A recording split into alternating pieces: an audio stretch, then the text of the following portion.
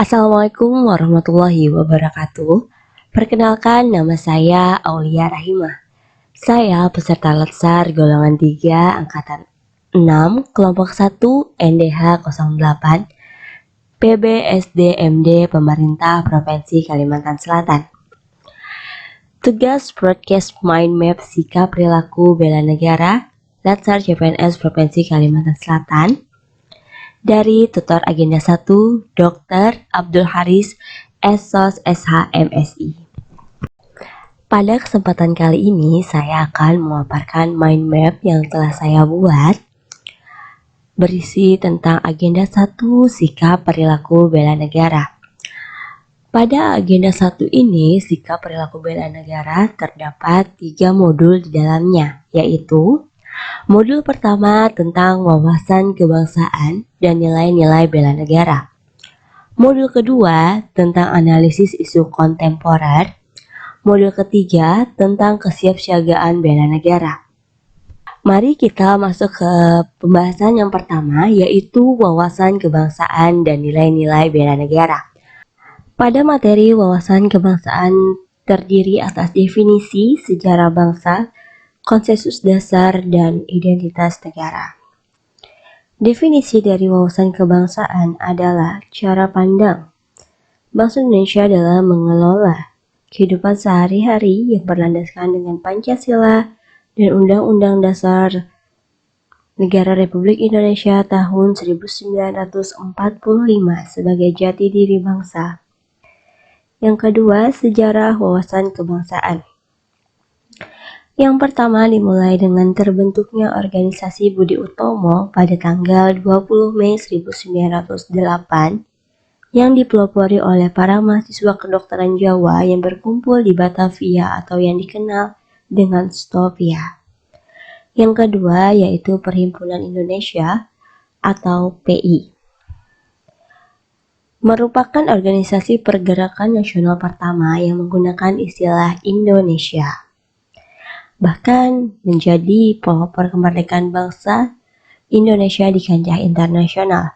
Perhimpunan Indonesia atau PI diprakarsai oleh Sultan Kasayangan dan RN Noto Suroto pada tanggal 25 Oktober 1908 di Leiden, Belanda.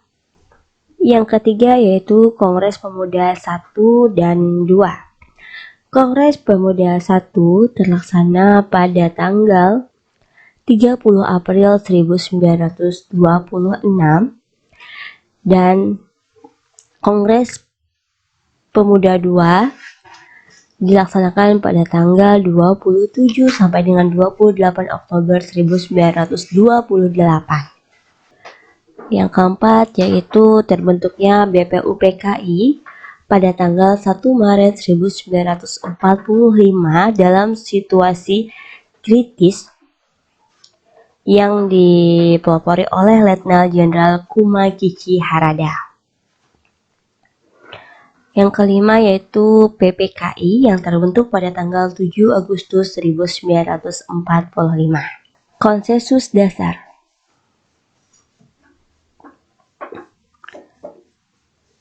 Setiap bangsa harus memiliki suatu konsepsi dan konsensus bersama menyangkut hal-hal fundamental bagi keberlangsungan, keutuhan dan kejayaan bangsa yang bersangkutan.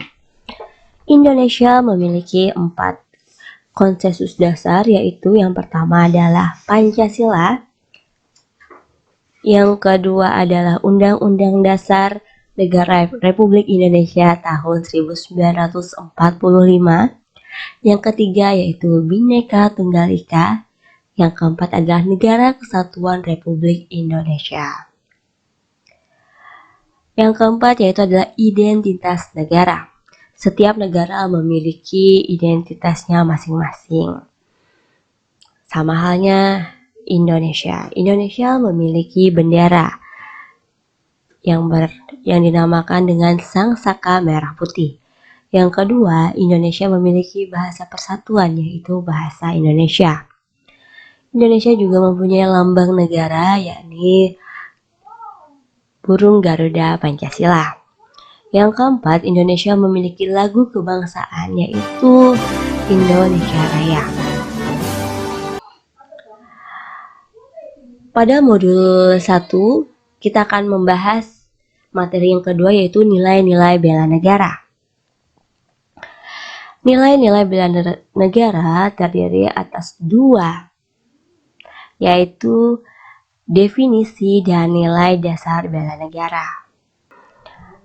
Definisi dari nilai bela negara adalah tekad, sikap, dan perilaku serta tindakan warga negara baik secara perseorangan maupun kolektif dalam menjaga kedaulatan negara, keutuhan wilayah, dan keselamatan bangsa dan negara yang dijiwai oleh kecintaannya kepada Negara Kesatuan Republik Indonesia yang berdasarkan Pancasila dan Undang-Undang Dasar Negara Republik Indonesia tahun 1945 dalam menjamin kelangsungan hidup bangsa Indonesia dan negara dari berbagai ancaman.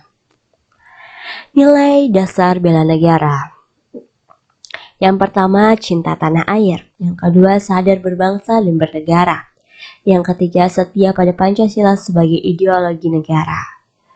Yang keempat, rela berkorban untuk bangsa dan negara. Yang kelima, kemampuan awal bela negara. Baiklah, kita akan memasuki pembahasan yang kedua, yaitu modul 2 tentang analisis isu kontemporer. Pada materi analisis isu kontemporer terdapat 3, yaitu yang pertama perubahan lingkungan strategis, yang kedua macam-macam isu strategis kontemporer, yang ketiga yakni teknik analisis isu. Baiklah, kita akan memasuki materi yang pertama, yaitu perubahan lingkungan strategis. Di dalam perubahan lingkungan strategis itu terdapat 3 di dalamnya, yaitu yang pertama konsep perubahan, yang kedua perubahan lingkungan strategis, yang ketiga modal insani dalam menghadapi perubahan lingkungan strategis seperti modal intelektual, modal emosional, modal sosial, modal ketabahan, modal etika atau moral, dan modal kesehatan. Macam-macam isu strategis kontemporer atau isu yang sedang trending pada masa sekarang itu contohnya seperti korupsi, narkoba, terorisme dan radikalisme, money laundering, proxy war, kejahatan mass communication. Yang ketiga yaitu teknik analisis isu.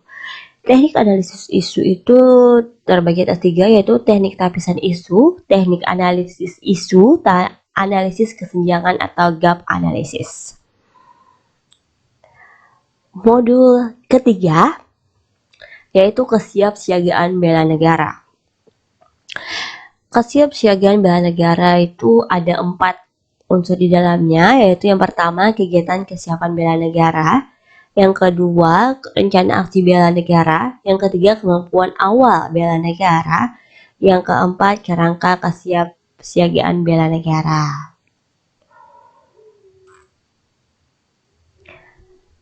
Kita memasuki yang pertama, kegiatan kesiapan bela negara itu terdiri atas baris berbaris dan tata upacara, yang kedua keprotokolan, yang ketiga kewaspadaan diri, yang keempat membangun tim, yang kelima cara kamalan dan api semangat bela negara. Yang kedua, rencana aksi bela negara, yaitu program rencana aksi. Yang kedua, penyusunan rencana aksi bela negara. Yang ketiga yaitu kemampuan awal bela negara. Kemampuan awal bela negara itu diawali dengan 1, kesehatan jasmani dan mental, karena itu sangat penting di dalam awal membela negara. Yang kedua, kesiapsiagaan jasmani dan mental, etika, etiket dan moral. Yang keempat, kearifan lokal. Unsur keempat yaitu kerangka kesiapsiagaan bela negara. Yang pertama adalah konsep kesiapsiagaan bela negara. Yang kedua, kesiapsiagaan bela negara dalam Latsar CPNS. Yang keempat, manfaat kesiapsiagaan bela negara. Demikianlah mind map yang dapat saya paparkan. Terima kasih atas perhatiannya, semoga bermanfaat. Akhirul kalam, wassalamualaikum warahmatullahi wabarakatuh.